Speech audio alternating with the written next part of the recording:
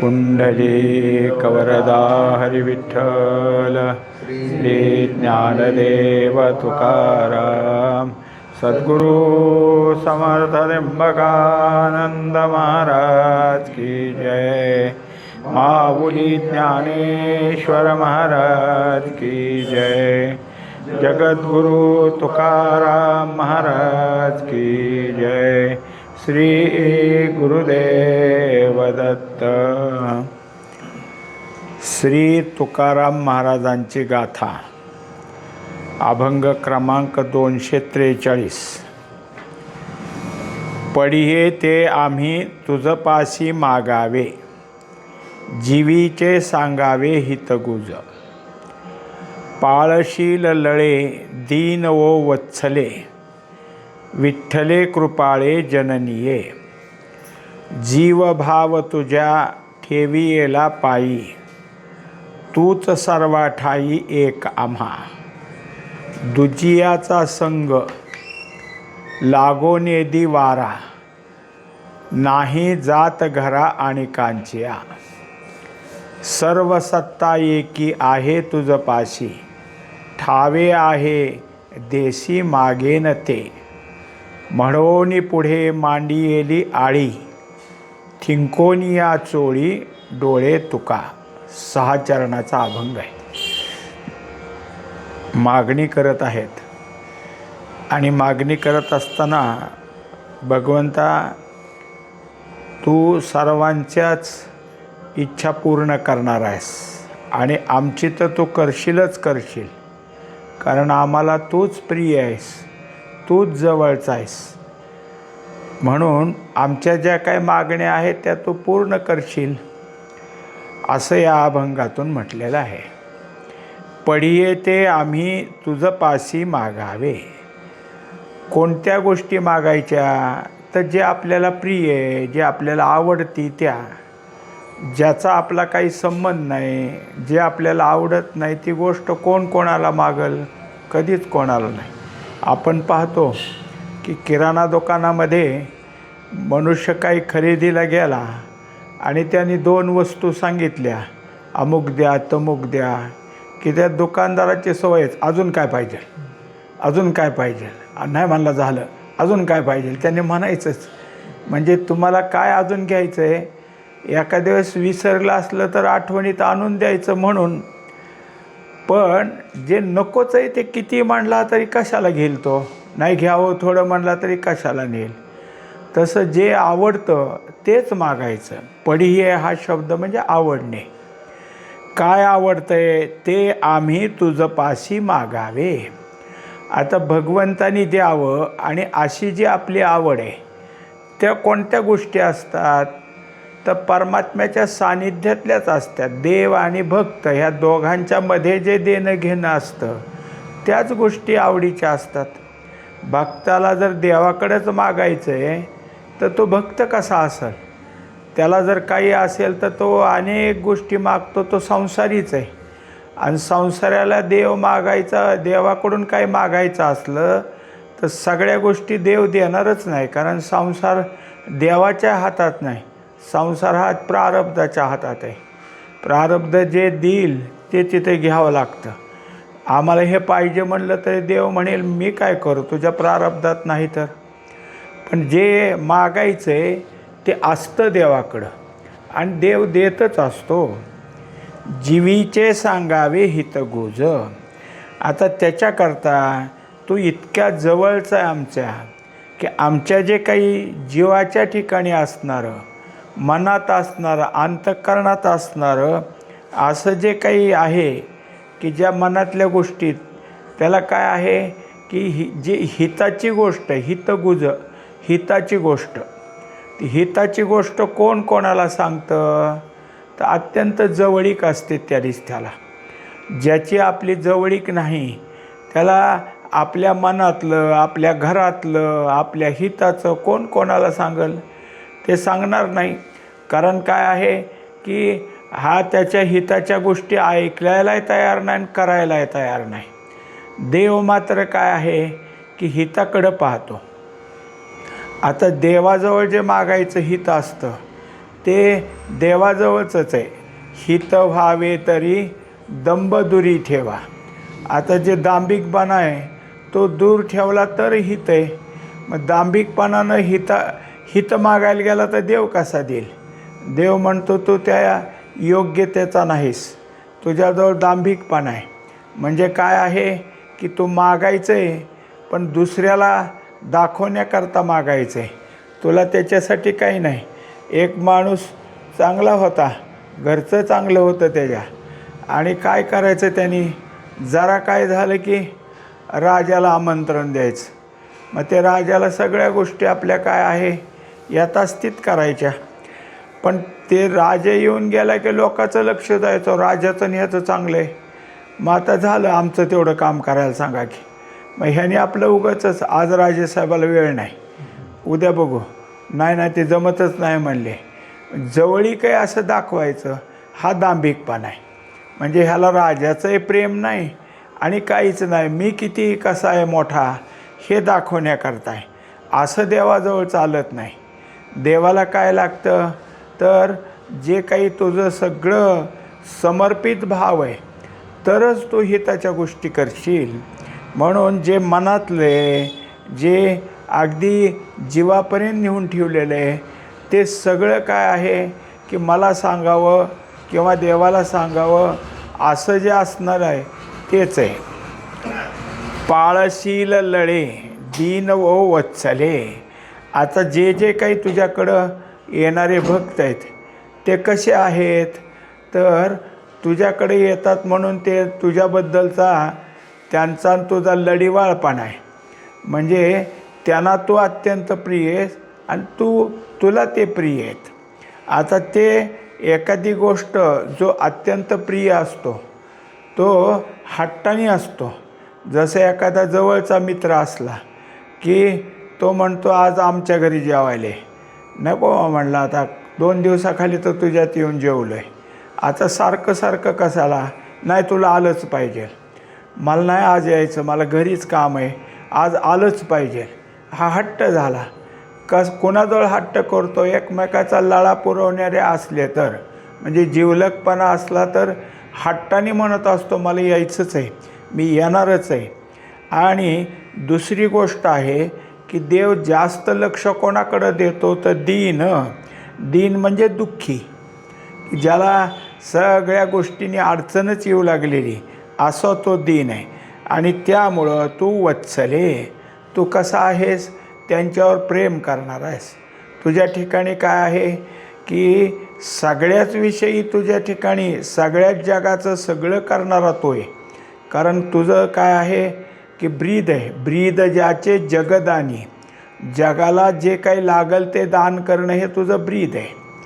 पण जे तुझ्या जवळ येतात, तुझंच नाव घेतात, तुझ्याच ठिकाणी नतमस्तक होतात ते तुला वत्सले. म्हणजे वत्सले याचा अर्थ प्रेम. प्रेमाला आई आणि वडील ह्या दोघांचं मुलावर जे असतं त्याला प्रेम नाही म्हणायचं, त्याला वात्सल्य म्हणायचं. आईचं प्रेम नाही, आईचं वात्सल्य. तसं तुझं सगळ्या भक्तावर वात्सल्य. म्हणून तू कोणाकोणाला आता लळे पाळणारे, तुझ्याशी हट्ट करणारे, दीन आणि वत्सल या सगळ्यासाठी विठ्ठले कृपाळे जननीये. आता कितीतरी उदाहरणं चाली, अजून काय दाखवलं? कृपाळे. तू कृपा करणार आहेस. कृपा कोणाजवळ असती की जो सगळ्याच्या हितासाठी त्याच्याजवळच कृपा असते. आणि नुसती कृपा नसती. एखादी गोष्ट कशी आहे द्यायची खरी, पण दिलेल्याचा सांभाळ करायचा हे त्या कृपाळूच्या जवळ असतं. म्हणजे मग जसं तुकोबारायाने सांगितलं आहे की देव काय करतो तर मागे पुढे उभा राहे सांभाळीत, आलिया आगात निवाराया. आता पुढं त्याच्या दुसऱ्या चरणात सांगितलं योगक्षेम त्यांचे जाणे जडभारी. म्हणजे जडभारी जाणतो, योगक्षेमही जाणतो, तो कृपाळे असतो. तेवढ्यावर नाही, अजून एक विशेषण दिलं, जननीये. जननी म्हणजे माऊली, जिने जन्म दिला आहे ती जननी असते. मग तू आई कशी असते? आई एखादं पोरगं वाकडं बोलतं काही काही घरात तर काही पोरं शिव्याच देतात आईला. कितीही काही केलं तर आईचं प्रेम कमी होईल काय? त्याला काहीतरी म्हणेल, जा तिकडं म्हणेल, तो असाच आहे म्हणेल, पण थोड्या वेळाने नाही अजून जेवायला आलं, कुठं बसलं आहे काय वाट पाहिल. म्हणजे आईचं जे असतं ते सगळं काय आहे की इतर जे काही बाकीच्यापेक्षा आपल्या मुलासाठीच सगळं असतं. तसं तू आहेस. आता इतकं सगळं तुझ्याकडं असल्यामुळं मी तुला एखादी गोष्ट मागत असेल तर तू नाही म्हणणारच नाही. जीव भाव तुझ्या ठेवीला पायी. आता दुसरी गोष्ट आहे की तुम्ही आम्ही जे आहोत ते सगळ्यात महत्त्वाची गोष्ट आहे की कोणती गोष्ट प्राप्त झाली म्हणजे हर्ष होतो, कोणती गोष्ट नाही मिळाली म्हणजे शोक होतो, दुःख होतं. हे कोणाला? तर जीवाला. कारण देह आहे आणि त्या देहाचा कर्तृत्व भाव कोण घेतं? तर जीव घेत असतो. जीव हा या देहाचा कर्ता आहे. कारण देह कोण आहे? तर देह अधिष्ठान आहे, त्या कर्तेपणाचं एक साधन आहे. ज्याच्याकडून करून घ्यायचं ते देह साधन आहे. आणि जीव कोण आहे? त्याचा कर्ता आहे. मग आता ज्या कर्त्याच्या ठिकाणी मी हे करतो, मी ते करतो असं जे असतं तो जीव, तो प्रत्येक वेळेस मला करायचं आहे, मी केलंच आहे, मी करणार आहे, किंवा मी इतक्या इतक्या गोष्टी मागं केलेल्या आहेत, हे जवळ सांभाळतो तो जीव. आणि जो सतत स्मरण सांभाळतो तो जीवभाव. पण आता आम्ही आमचा जीवभाव देहाला समर्पित नाही केला. आता तुझ्या जीवभाव तुझ्या ठेवीला पायी. आता तुझ्या चरणावर अर्पण केला आहे. मीपणा, कर्तेपणा, माझेपणा, हे ज्या जीवाजवळ ह्या सगळ्या गोष्टी होत्या ते सगळ्या तुला अर्पण केल्यात. आता जीवाला जीवपणा धारण करण्याकरता जे काही लागत असतं ते राहिलं नाही. मुळात जीव निर्माण झाला तो अविद्येपासून. अविद्येचं कार्य म्हणजे जीव आहे. आणि अविद्येसह जर जीव सगळं परमात्म्याला अर्पण केलेलं असलं तर जीव हा राहिलाच नाही ना. कारणच राहिलं नाही तर कार्य कसं राहील? म्हणून हे तुला काय आहे? अर्पण केलं आहे, तुझ्या चरणाजवळ ठेवलेलं आहे.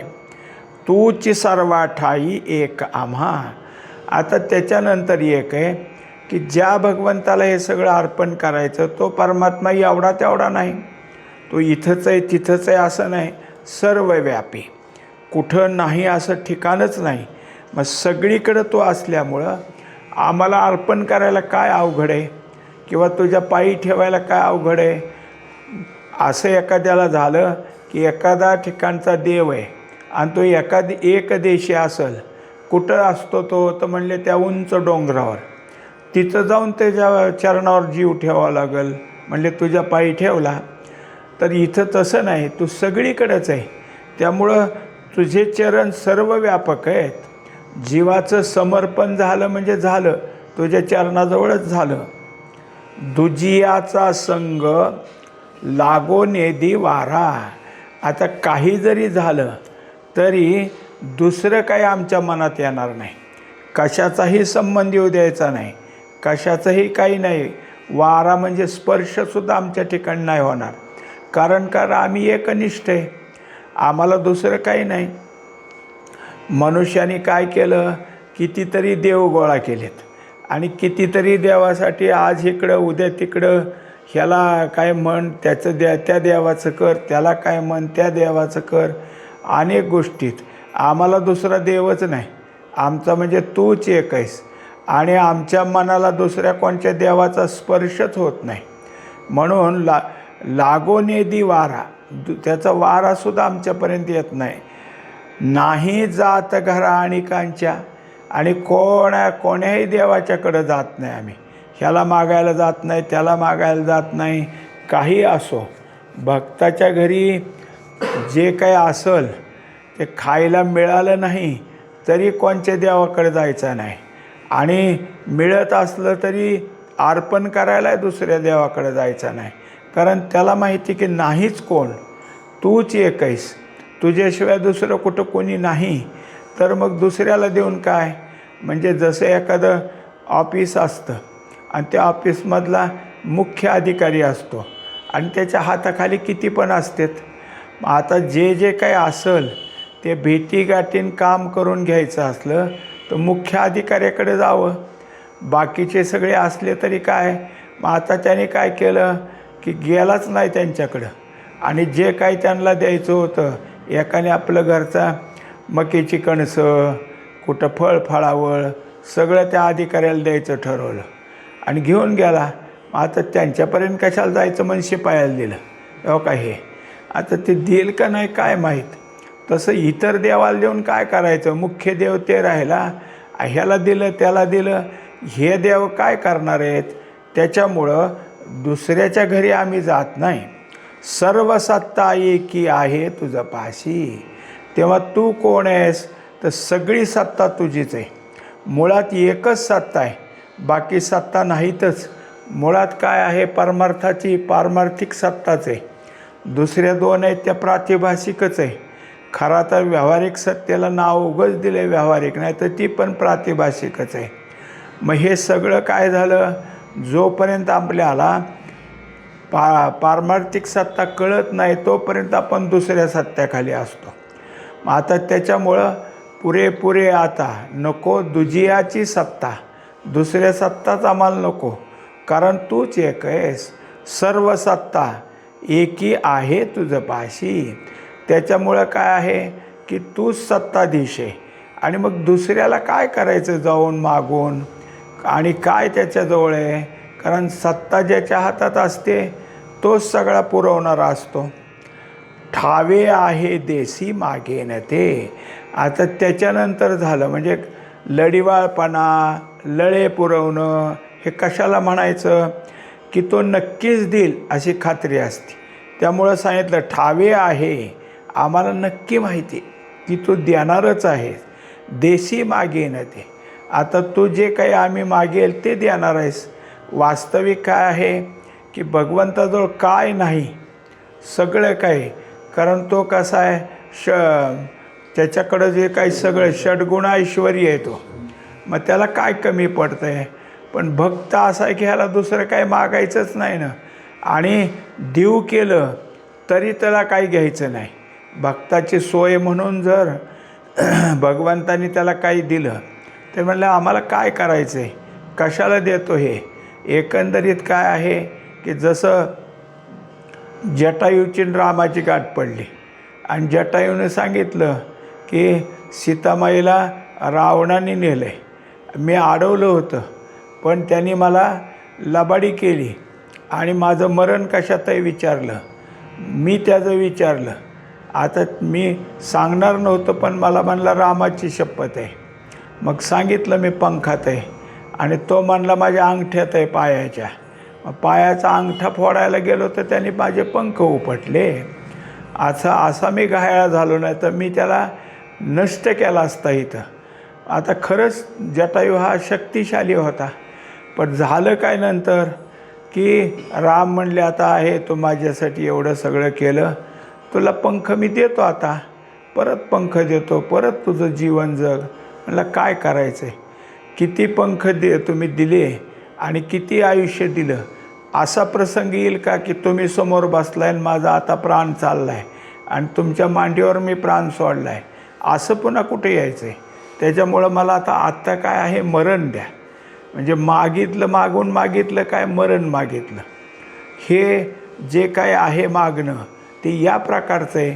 म्हणून मग रामचंद्र काय झाले, प्रसन्न झाले आणि त्याला त्या ठिकाणी काय आहे की सद्गती दिली. एकंदरीत तू कसा आहेस, देणार आहेस. तुला मागितलं की आहेस. ठावे आहे देसी मागेन ते, तू जे काय आहे ते मागितलं की देणारच आहे. म्हणवोनी पुढे मांडी येली आळी. आता त्याच्यानंतर मगाशी लळे म्हणले, आता आळी म्हणले. आळी म्हणजे सुद्धा हट्टच. आता आम्ही मुद्दाम हट्ट करून तुला मागतोय, तू द्यावं असं वाटतंय, देणार तर आहेच पण आमचा हट्ट आहे म्हणून मागणी करतो. थिंकोनी या चोळी डोळे तुका. आता त्याच्यानंतर झालं की काय आहे की माझ्या ठिकाणी मागून मागून काय झालं की डोळे जे आहेत ते चोळून चोळून आता असं झालेलं आहे की त्या डोळ्याला पाणी सगळं साठलं. तुला मला पुढचं काही दिसेनासं झालं. म्हणजे मग जेव्हा डोळ्यामध्ये पाणी येतं आणि डोळे चोळले जातात तेव्हा मात्र परत काय आहे की परत परत पाणी येतं आणि मग पुढचं काही दिसत नाही. तसं माझं झालं आहे. आता तुझ्यासाठी मी इतकं माझं रडून रडून माझे डोळे सगळे चोळून चोळून कितीतरी थकलेले डोळे आणि त्यांना आता दिसेनासं झालं आहे. असा माझा तुझ्या ठिकाणी काय आहे मागणी करण्याचा भाव आहे. आणि ते आता दुसरी गोष्ट कशी की जसं एखादं लहान बाळ असतं 3-4 वर्षाचं 5 वर्षाचं आणि ते मागतं मला हे दे मला ते दे आणि जर ते दिलं नाही तर असं रडत राहतं डोळे चोळत राहतं. मग हे दाखवले तुकोबारायानं की मी तुझ्यापुढं बालकासारखा आहे आणि बालक कसं मागायला हट्ट करतं दे देच म्हणतं तसं तुझ्यापुढं मी रडून डोळे चोळून तुला मागत आहे. पुढचा अभंग आहे 244. कोण पर्व काळ पाहसील तिथं होते माझे चित्त कासावीस. पाठवी भातुके प्रेरी झडकरी नको राखू उरी पांडुरंगा. न धरावा कोप मजवरी काही अवगुणी अन्यायी म्हणोनिया. काय रडविसी नेणतिया पोरा जाणतिया थोराचिया परी. काय उभी कर ठेवूनिया कटी बुजावी धाकुटी लढीवाळे. तुका म्हणे आता पदरासी पिळा घालोनी निराळा नव्हे मग. अगोदरच्या अभंगासारखाच हा अभंग आहे. यातही मागणीच केलेली पण ती मागणी करत असताना या ठिकाणी काय आहे की थोडंफार भगवंतावर एक प्रकारचा काय केलेला आहे की आपला हक्काचा आहे म्हणून हक्क दाखवण्याकरता तू असा का करतो का देत नाही असं त्याला थोडाफार जाब विचारलेला आहे. आता ते म्हणतात कोण पर्व काळ पाहसील तिथं. आता जे आम्ही मागणार आहे ते मागणी तू पूर्ण करण्याकरता तुला काय कोणत्या पर्वकाळाची गरज आहे का. अमुक पर्वकाळ आल्यावर तुला देतो. बरं दुसरी गोष्ट पाहसील तिथं म्हणजे कोणती तिथी तुझी की जेणेकरून तू मला काय आणून देशील. पर्वकाळ आणि तिथी आल्याशिवाय तुला द्यायचं नाही असं काय तुझ्या मनात आहे का. होते माझे चित्त कासावीस मला पाहिजेल आत्ता माझं चित्त कासावीस होऊ लागले आणि तू का पर्वकाळाची वाट पाहतो का एखाद्या शुद्ध तिथीची वाट पाहतो. ते तुझ्याजवळ काय लागतं आहे सगळे काळ तुला पर्वकाळाच आहेत आणि सगळे तिथ्या तुझ्या चांगल्या शुभ आहेत. फक्त आमच्या चित्ताची कासावीस होती तिकडं बघ. पाठवी भातुके प्रेरी झडकरी. आता जे काही मागतो आहे ती किती मागतो आहे. भातुके याचा अर्थ थोडंसं. लहान पोरं खेळायला लागली म्हणजे जे खेळण्यासाठी घेतलेलं असतं ते उगं थोडं असतं. एक काय आहे की थोडं पासाभर डाळ पासाभर शेंगादाणे गूळ हे त्या पोरींच्या खेळातले असतं त्याला भातुके म्हणायचं. अगदी थोडंसं आम्हाला एवढं तर पाहिजे ह्याच्यापेक्षा जास्त काय. आणि ते देण्याकरता तुला उठून कुठंतरी जावं लागतं आणि मग तो घेऊन आम्हाला आणून देतो असं नाही. प्रेरी झडकरी तुझी फक्त प्रेरणा झाली की लगे मिळायला लागतं. म्हणून आमच्यासाठी पाहिजे तर फक्त भातुके थोडंसं पाहिजे आणि तो देणारा त्याची प्रेरणा करणारा तू आहेस. पण हे झडकरी लवकरात लवकर कर. नको राखू उरी पांडुरंगा. आता त्याच्यासाठी काही उशीर लावू नकोस. तू काय करतो आहे की तुझ्या सवडीने बघशील. तुला अनेक आहेत मीच एकटा मागतोय असं नाही पण मला मात्र घाई माझा जीव कासावीस होऊ लागला आहे. तुला द्यायचं आहे ते लवकरात लवकर दे. न धरावा कोप मजवरी काही. तुला कशाचा राग आला आहे. तू माझ्यावर रागावला आहे का. मला इतकं मी मागतो का देत नाहीस. कशाचा राग आहे आणि असेल तर ते काय ठेवू नकोस. तुला जर राग आला असला तर तो ठेवू नकोस. अवगुणी अन्यायी म्हणून या. हां असेल कदाचित कारण मी अवगुणी. कारण जे तुझ्यासाठी करायला पाहिजे ते सोडून देऊन कधी देहासाठी केलं, कधी बाकीच्या कुटुंबासाठी केलं, संसारासाठी केलं, तोच माझा अवगुण आहे. आणि तुझ्यापासून दूर राहतो, तुझ्याकडं लक्ष फारसं राहत नाही, हा अन्याय आहे. हे 2 गोष्टी आहेत बाबा माझ्याकडं. त्याच्याकरता तू मला जर राग धरत असशील तर ते सोडून दे. असं काहीतरी माझं अवगुण पाहून माझ्यावर रागावू नकोस. काय रडविसी नेणती या पोरा.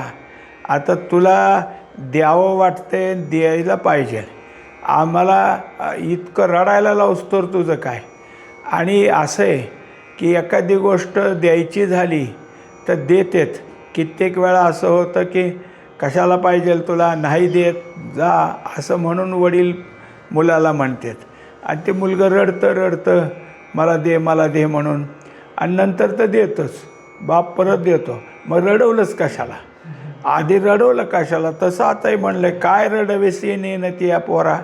आता आम्हाला रडवतो कशाला, द्यायचं तो देणार तर आहेतच, तो देणार आहे ह्याची खात्री आम्हाला, मग रडवतोच कशाला. त्याच्यापेक्षा लवकर द्यायला पाहिजे होतं. जाणतिया थोराच्या परी. आता आम्ही जर नेणते असेल, आम्हाला जर रडवायचंच आणि रडायचंच अशी जर पाळी, तू जाणताय ना, तू थोर आहेस, मग थोरानी जाणतेपणाने असं करावं का.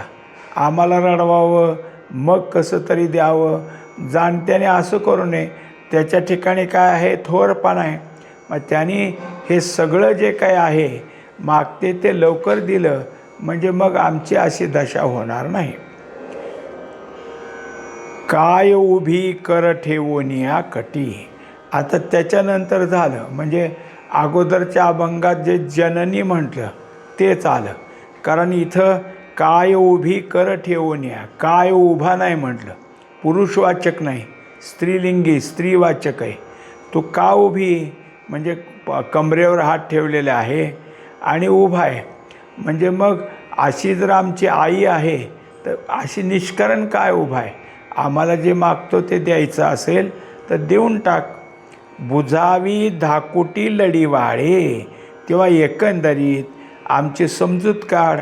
आम्ही कसे धाकुटे म्हणजे लहान आहेत आणि लढीवाळे म्हणजे तुझं सगळं काय आहे तुझ्याजवळ येऊन लाडके आहेत, आम्ही प्रिय आहेत. इतकं सगळं असून वाट पाहावी का. हे रडतोय कसा, कधी मागतोय, किती कशा तळमळ करतोय, असली वाट पाहण्यापेक्षा जे काय आमचं असेल ते देऊन टाक. तुका म्हणे आता पदरासी पिळा. आता शेवटी काय आहे की जेव्हा इतकं सगळं करून ते पोरगं रडून सुद्धा जेव्हा आई देत नाही किंवा वडील देत नाही म्हणल्यावर पदर धरायचा आणि उगं पिळे घालायचे त्याला. त्यांनी वडलं तरी ह्याने सोडायचं नाही. तसं आता तुझ्या पदराला पिळा घालणार आहे. घालोनी निराळा नव्हे मग एकदा पिळा घातला की माझा हात त्यात गुंतला. तुझे पदर तर पिळा झाला आणि त्या पिळ्यात माझा हात गुंतला. आता कसा बाजूला जाऊ. धड तुझा पदर सुटायचा नाही आणि मी त्यातनं निसटायचो नाही. माझं काय असेल ते तुला द्यावंच लागेल. मग पदराला पिळा घालून तुझ्यात मी गुंतण्यापेक्षा जे काय असेल ते माझं मला देऊन टाक. तू त्यातलाच आहेस, देणारा आहेस. मग देणारा जर आहेस, तुझ्या मनातही द्यायची इच्छा आहे, इतकं का काकुलते आम्हाला येऊ देतो, एवढं का आम्हाला रडवेलं होऊ देतो. जे काय असेल ते आम्हाला तू देऊन टाक. एकदा दिलं म्हणजे झालं. आणि तू आणि आम्ही त्यातलेच आहेत. आम्ही मागणार आहेत आणि तू देणार आहेस. तू दाता आहे, आम्ही याचक आहे. ही तुझी आमची काय अशीच भेट आहे. याचकाने मागावंच लागतं आणि दात्याने द्यावंच लागतं. मग एवढं काकुलते येईपर्यंत कशाला. त्याच्यापेक्षा तू द्यायचं आहे ते देऊन टाक. पुंडलिक वरदारी विठ्ठल श्री ज्ञानदेव तुकाराम सद्गुरु समर्थ त्र्यंबकानंद महाराज की जय. माऊली ज्ञानेश्वर महाराज की जय. जगद्गुरु तुकाराम